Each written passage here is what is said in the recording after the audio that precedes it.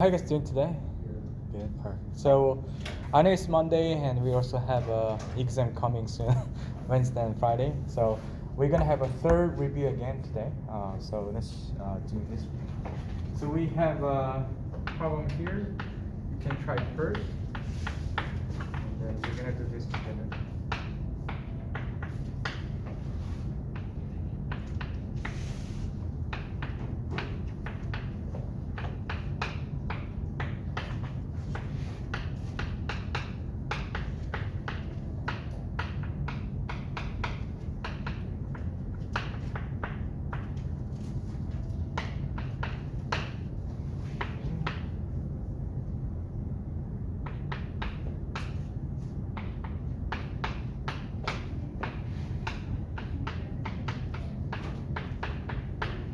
Okay, so yeah. Try about 2 minutes, I think. You can spend 2 minutes on it.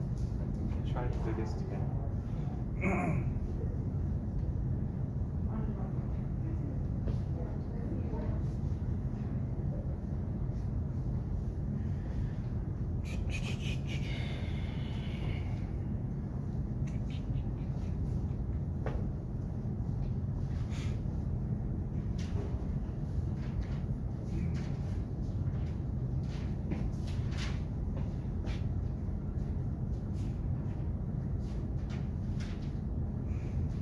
Okay, about 1 minute.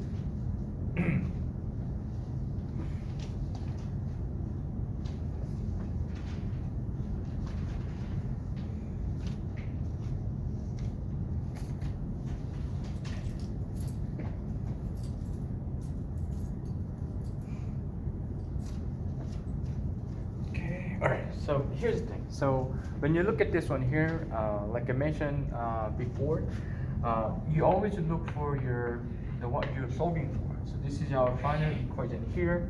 So I want to keep this carbon on the left side. This is good, and also oxygen here too. And then also, if you look at the carbon dioxide here, it's actually on the right. So it kind of indicates that maybe we need to flip this one. So when you add these two together, the carbon dioxide will be on the right side as well. So what I'm gonna do is I'm gonna flip this one, this second one. So if we flip this one, 2CO plus O2 next to carbon dioxide. So if you flip this one, for that you flipped, just make sure you put times -1. So we have now plus, but if you flip it, it's negative, right?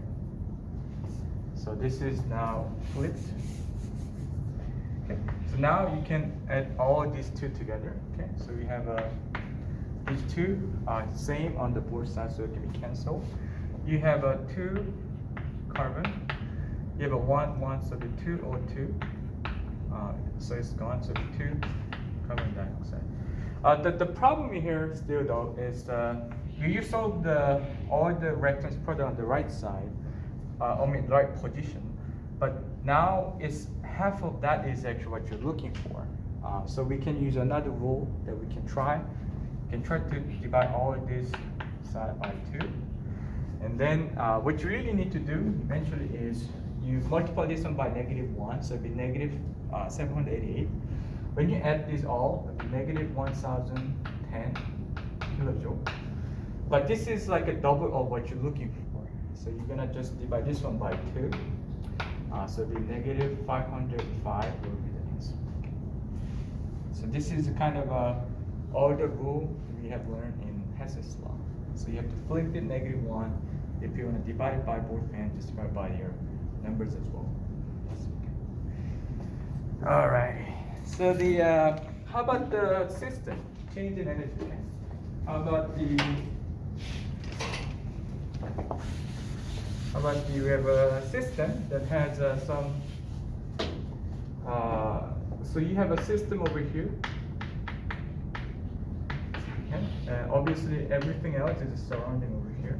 And then system actually loses heat energy. The system lost heat energy. It was about 150 joule amount of energy lost. And then work is done on the system, the work was about 110 joule amount of work is done on the system.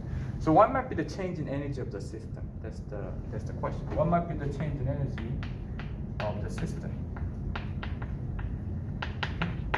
That's the question. I'll give about 2 minutes. So system lost the heat energy was about 150 joule. The work is done on the system, that was 110 joule.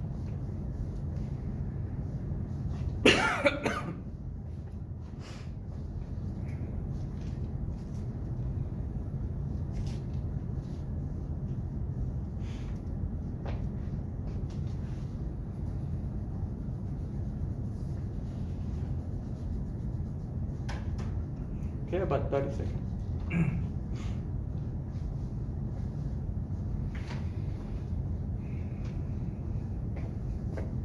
Okay, so here's the thing. So it indicates for system, the change in energy of system. System lost about like a 150 joule amount of heat energy. So that will be what? Negative 150. Because I put the negative sign because it lost the heat energy. So for point of the system, it's negative, right? And then here is also important here that the work is done on the system. So that is not like a system did a work. If the system did a work, it will be negative. But it will actually work done on the system, meaning surrounding did a work for the system. Okay, so that is positive. So negative 150 joule plus 110. Oops, sorry, 110. So the change in system will be only a negative 40. Okay? So the system in total, by heat loss and the work done on the system, it only lost a negative, it lost a 40 joule amount of energy, means it's negative, okay? So don't say the system lost to negative 40 joule, that's totally means opposite, right? You know what I mean, right? Yeah. So that means the system lost positive 40 joules, or you can say negative 40 in change in energy, either way it's the same. Okay? But don't say they lost negative energy, means they gained energy. But in here, in total, in sum, the system lost about 40 joule amount of energy. Okay? Makes sense, right? It's kind of, but yeah, okay. That's kind of tricky sometimes, but I'm not gonna make it that tricky. So, where's my? Huh? Oh, here. So the next one, next one is this one. It's just the organic combustion reaction. Okay. Carbon dioxide and water will be formed. Okay. And then this is the enthalpy change of the formation for each reactants and products. So methanol has a negative 338.66 mole.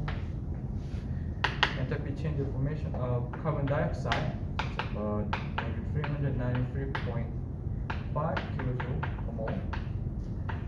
And then the water, negative 241.8 kilojoule per mole. And the oxygen is 0, so you don't have to worry about this one. Okay? So in here, what you really need to do, just remember what your coefficient numbers are, and then use the enthalpy change of formation to get the sum of product minus sum of the reactants. And make sure you multiply that each number by its coefficient number and do the work. That will be the answer. Okay. So maybe 3 minutes. It takes quite a time, I think.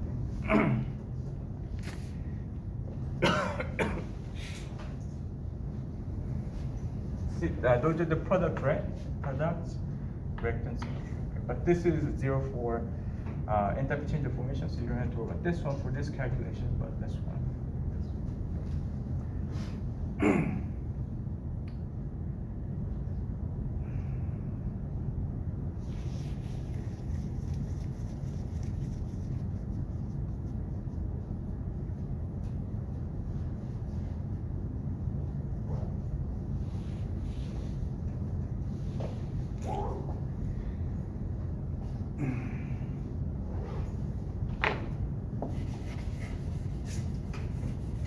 Okay, about 1 minute, we'll do this together.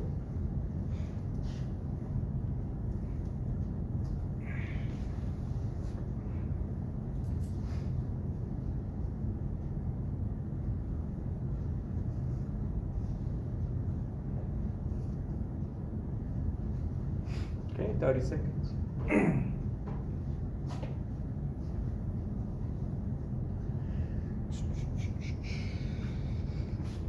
Okay, so here's the thing.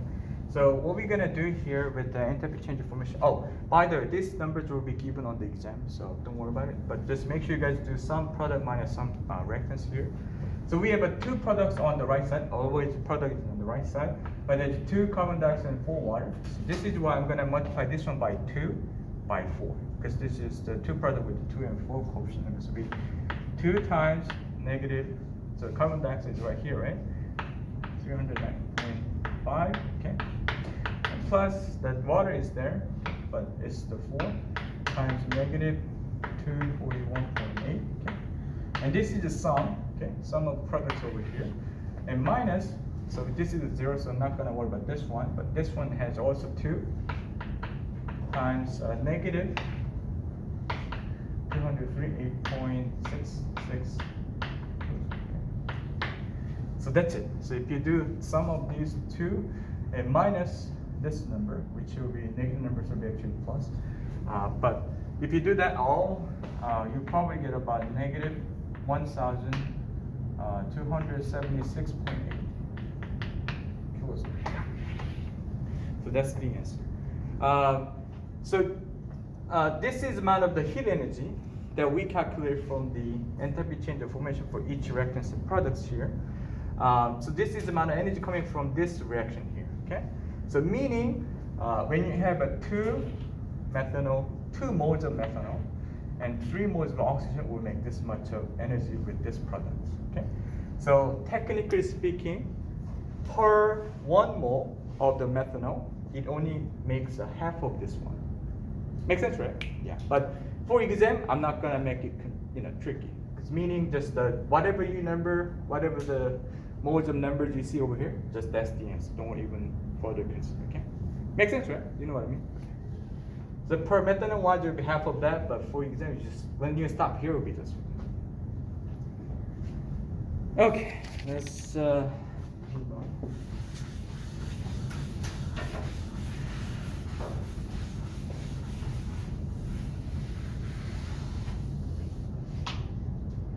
Okay, I think you guys. Oh yeah. Oh, this one. What might be the best example of isolated system? The question. Can you think of anything? What might be the best example of perfect universe? Universe. So there's 3 systems you can think of. This open system and closed system and isolated system. So open system means you can exchange the matter and energy both either from system to surrounding, no problem. So this system is very open. It's open to exchange the matter inside or outside or even energy. The closed, you cannot change the matter, meaning the matters in this closed system will stay the same, but you can actually exchange the energy. So it means you can still heat it up the system or cool down the system, or either way is fine. But isolated system is no of the 2 matter energy exchange is impossible. So this is nothing you can do about the isolate, because it's literally isolate from surroundings. There's nothing you can do about isolated system, which obviously really hard to make one. So only best example we can think of is just the universe. We're assuming there's nothing outside, because then obviously you can do nothing from the outside because there's nothing out there. But those are the 3 definitions I just went to. Alrighty, I can move on, right? Can I move on? So maybe I'll give you like a sealed metal tin. One might be the example of this one. It's a metal tin, but it's closed. Oh, I just said the answer. It's closed. Yeah. There you go. Good. All right, let's move on. Okay. Okay. What is the definition of light? This we're going to do 100%. This is the core of the chapter 6. Yeah, chapter 6. What is a light? So light is electromagnetic radiation. We call this electromagnetic radiation because when the light goes through the space, they're oscillating the electrical and the magnetic field perpendicularly. So that's why we call it electromagnetic radiation. Okay. Oh, and then one more thing I want you to remember. It has a dual nature. You guys remember this, right? Dual nature. So sometimes they behave like a particle. Simply means they sometimes behave like a matter, like actual matter. But light is not matter, but they sometimes behave like a particle. Okay? I'm not saying it's particle, okay? Yeah. And also it says sometimes wave-like characteristic too. So this is a particle-like, okay? Wave-like characteristic. So they have a both nature of either behave like a particle or like a wave sometimes. So that's why it still confuses the scientists so many times, even nowadays. Okay. So make sure you guys remember this is quite important. Okay. Your nature. Oh, here's a good one too. So maybe if you have a light is at 423 nanometer. Sorry, nanometer wavelength. Okay. Wavelength is what is the frequency? If the light is at 423 nanometer wavelength, what might be the frequency? Okay, so remember you guys use okay, this one, okay, and try to plug all the numbers in. But make sure you do have the right units, and then that will be the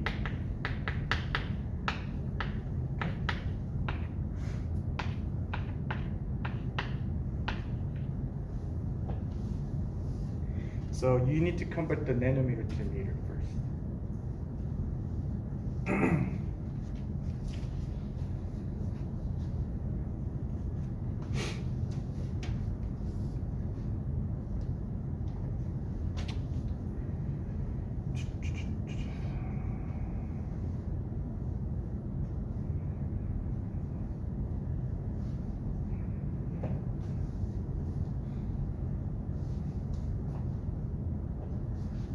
Okay, about 1 minute we'll do this together. I don't think it will take a long time if you just plug Okay, so yeah, so we're solving for this one, right? So what you can do is you have the light in this nanometer. So I'm gonna switch to this one to 4.2 -7 meter. Okay. You guys got this one, right? Okay, and then this is this one. So you can actually move that lambda away. So this will be this one, right? So I'm going to plug the numbers here. Okay. Oh. Okay, here. So 3 over 4.23 is about 0.309, right? And times 10 to 8th over 10 to -8th is what? Minus -7, so become 15. Okay. But you're gonna move the decimal point one right next to the first non-digit number, so it'll be 7.09 times 10 to -1 because you move the right ones 14%. Make sense, right?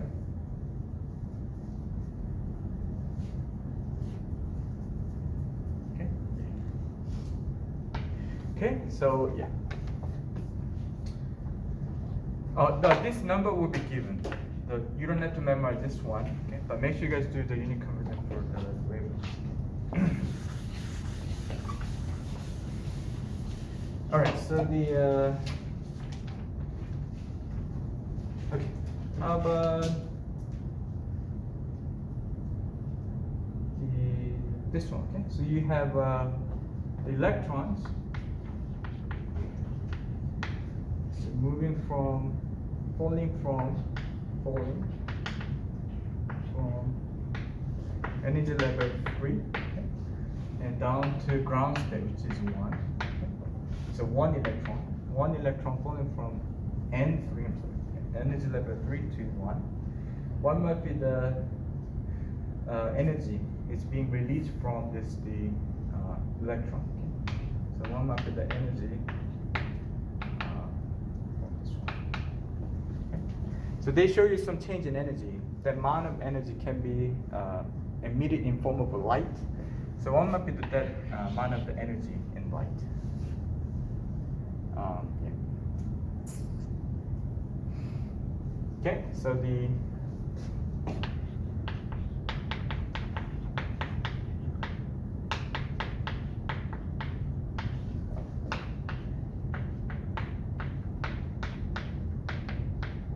okay, guys remember this one.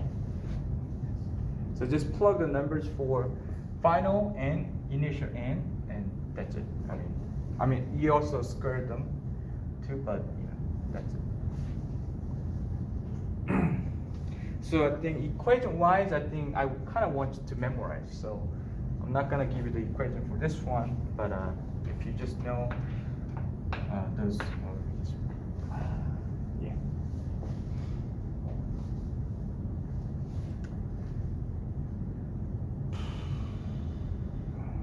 Okay, about 1 minute, we'll do this together.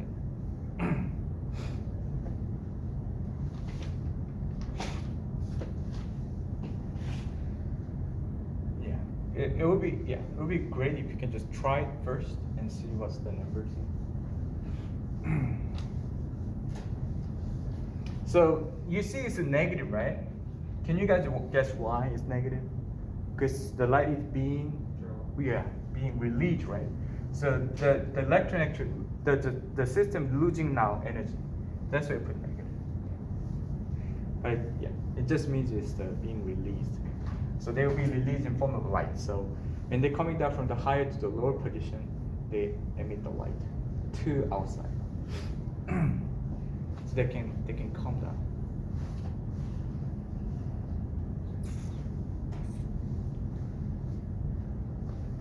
Okay, so this is what? Final n is 1. 1 squared is still 1, so I'm gonna skip there. Initial was 3, so 3 squared is 9. So if you do that, 1 minus 1/9 will be 8/9, right? So 8/9 times negative 2.18 times 10 to negative 8 would be about what? Did you actually did it? Was it what? Negative 1 point, or was it 3.7? I think it was 0.2. Could you do this again actually? Yeah, could you guys tell me? Actually, I might did it wrong. So just do this one, 2.818 times 8/9. Times, yeah, so negative 2.18 times 8/9. What's the number? I have it right here actually.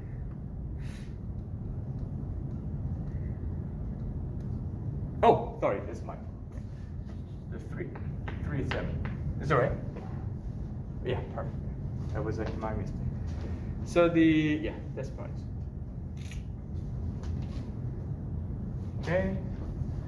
So you know what? Actually, for just in case, if you worry about the sig fix, you can do this one. It's okay.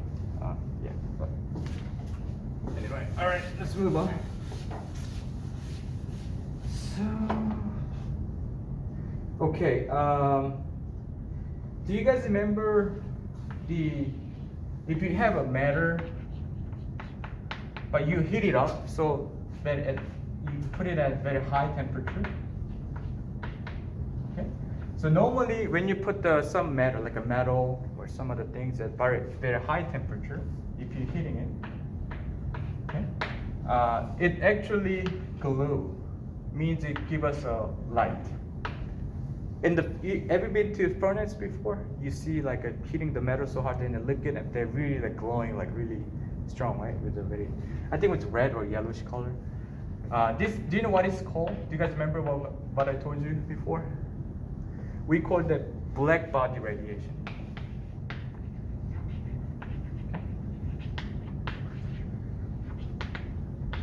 So black body radiation simply means when certain matter goes at a very high temperature, they start emitting the light to us in a certain range.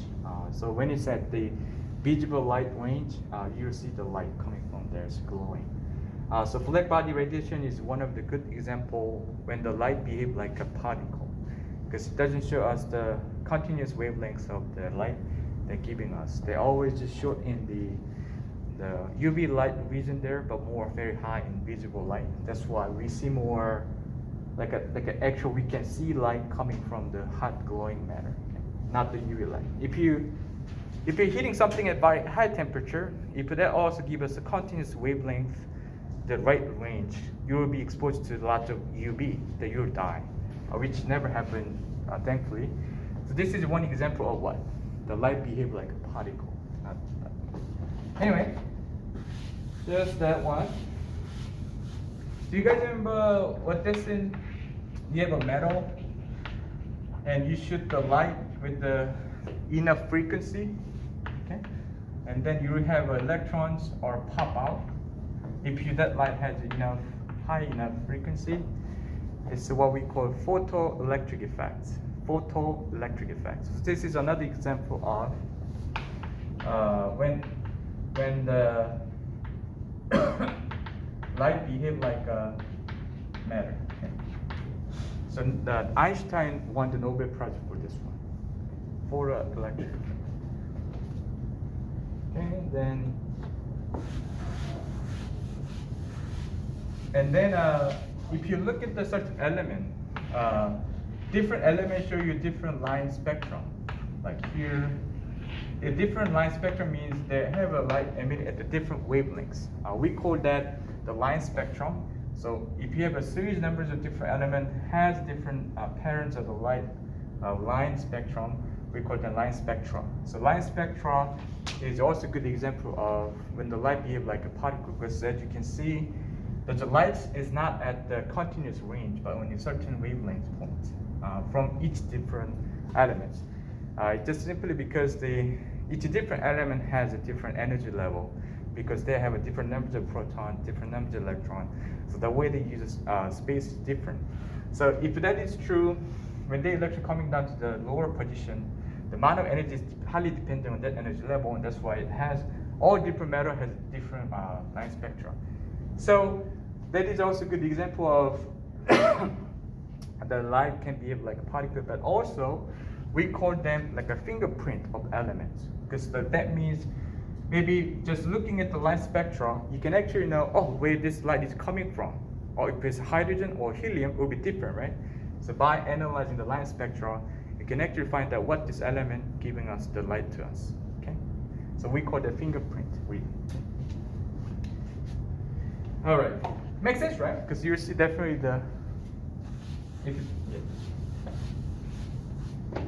okay. The other one is the Heisenberg. Yeah. Oh, sorry. Heisenberg uncertainty rule. Okay.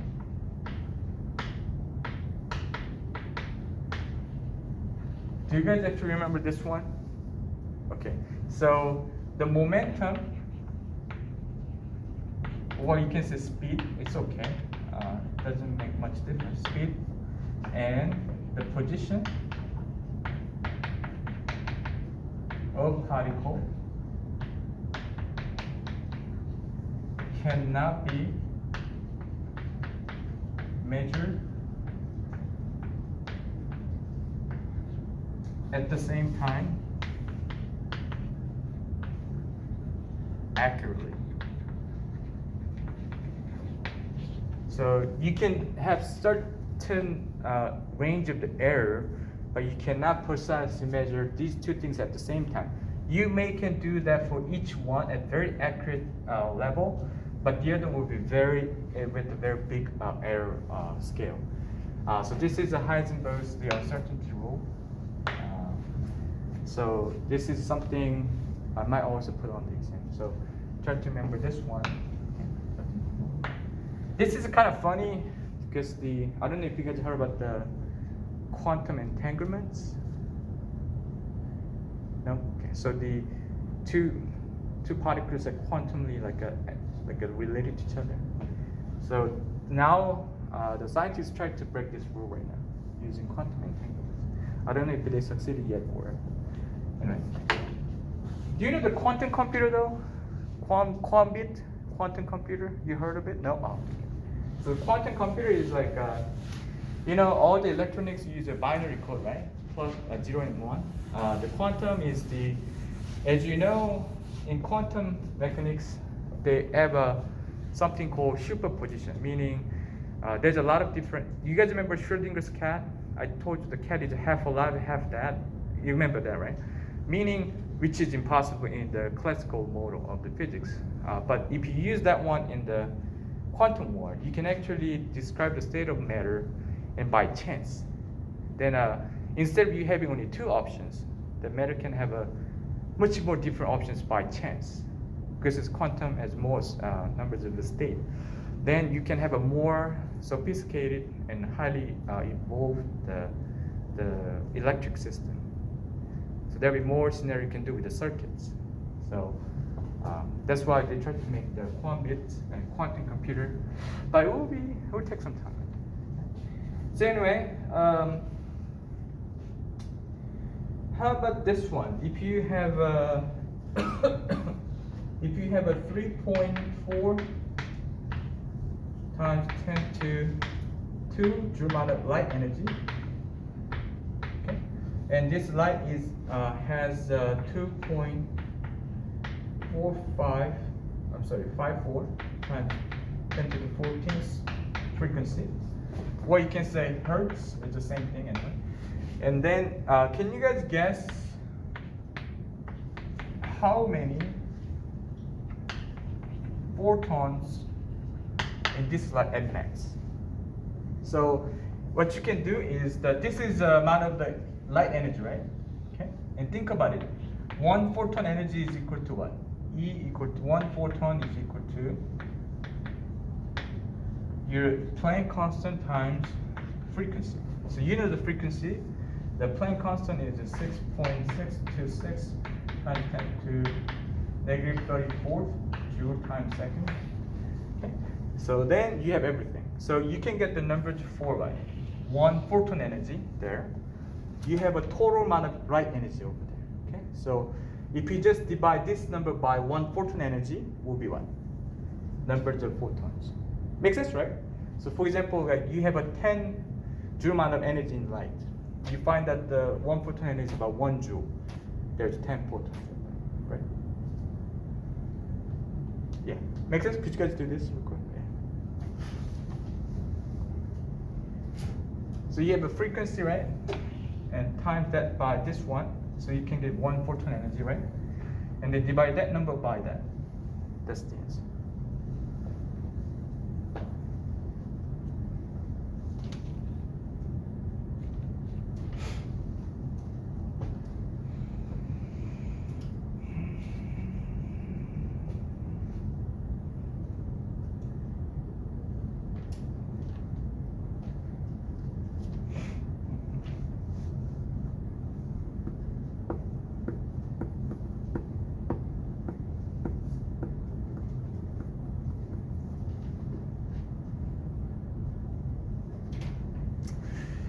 Okay. All right, so let's do this together. Okay, so if you do these two together, okay, so that will be 2.54 times 10 to 14, okay, and multiply 6.626 10 to negative 34. Okay. So if you do that, these two, I think there will be about 16 6.8, yeah. And times 10 to, so this is a plus, so it'll be 14 plus negative 14 is negative 20. But you want to move this one now, and here, write 1 after, so it'll be 1.68 times 10 to negative 19, because the negative 20 plus 1 is negative 19. So this is the amount of energy from one photon. Okay? And then I'm going to divide this number by this one, so you can get the numbers of photon. Okay? So that will be about what? 2.02 times 10 to, so it will be 2, right? So you divide this number by, okay? So this is the 3.4 divided by 1 is about 2.02, and 2 minus negative 19, which is what? 21. So we have this many photons at max in this way.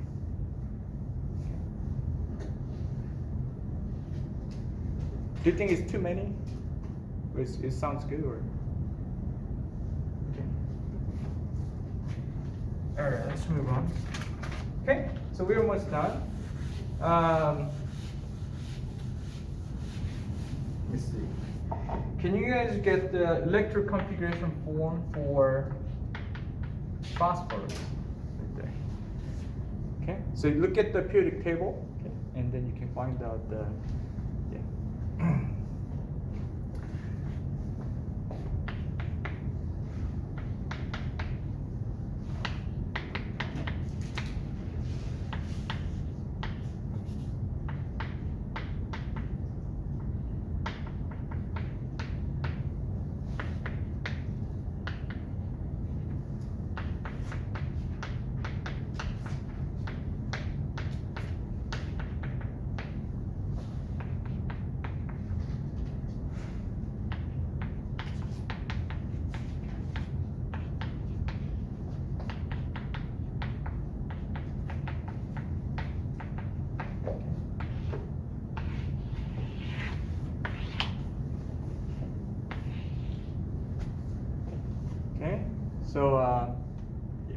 So you guys remember this one, right? So this is the S block.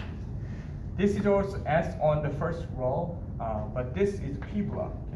Okay? Except the first one, this last 6 is a P block, and this is first period is S block, and also first and second column is S block too.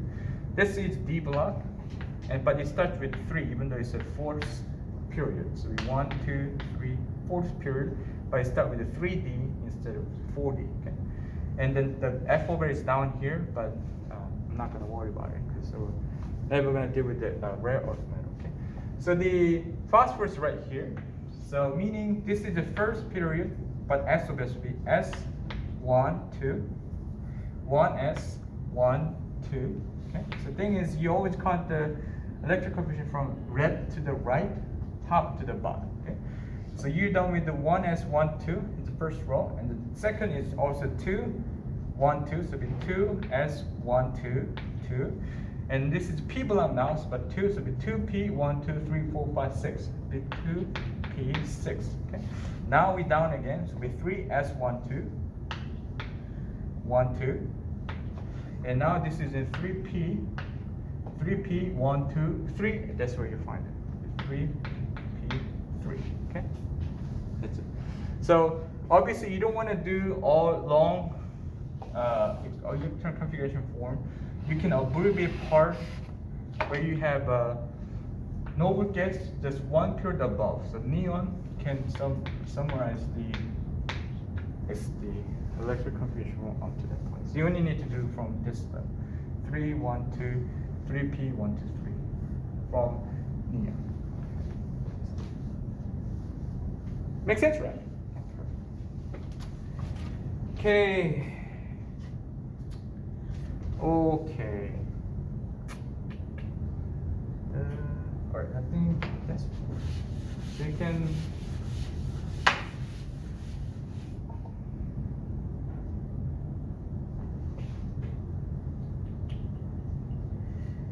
You can try to do. Here's actually okay. Here's one thing I might put on the exam too. This will be the last one. Do you guys remember M, L, ML, MS, right? Okay. You guys remember 4 quantum numbers? So those 3 are orbitals. Okay, 4 orbitals. Okay, this is the electrons in orbitals. Okay, so this is so N stands for the distance energy level. So this is a principal quantum number. This is a angular momentum quantum number. This is the magnetic quantum number, and this is the magnetic spin of the electron. So here, I just want you to remember this one. N is always start with 1, okay? N, 2, and 3, and so on, okay? Then L start from 0, okay? Because there might not be a no angular momentum at all, so that will give us spherical shape, which is S orbital. So here's something I can tell you, that if you have an N as 1, the max number you can have for L is 0, because the max number of the L is equal to M minus 1. Because if you think of the principal quantum number here, you can't have a 0, because the 0 point this is where you have a nucleus. So that doesn't make sense. So let's start with 1, ground state. So if N is 2, you cannot have L equal to 2. It's impossible. Okay? So this is one thing. And then if you guys remember this one, ML, if you have L is 1, the choice for you can have for ML is negative 0 and 1. So if that has a negative sign and plus sign in the between all the integers including 0. Okay? So meaning L is 2, meaning ML choice can be either negative 2, negative 1, 0, 1, and 2. 5 choices. Okay? So that's the P orbital and D orbital. F orbital is negative 3, 2, 3. So for example, if you have L is equal to maybe 1, and if I say, oh, I'm gonna have an ML for negative 2, does it make sense? No, right? Because if L is 1, only choice you can have for ML is negative 1, 0, and 1. If I say my ML is negative 2, that would be the wrong combination of the quantum. So yeah, that's pretty much okay. All right, so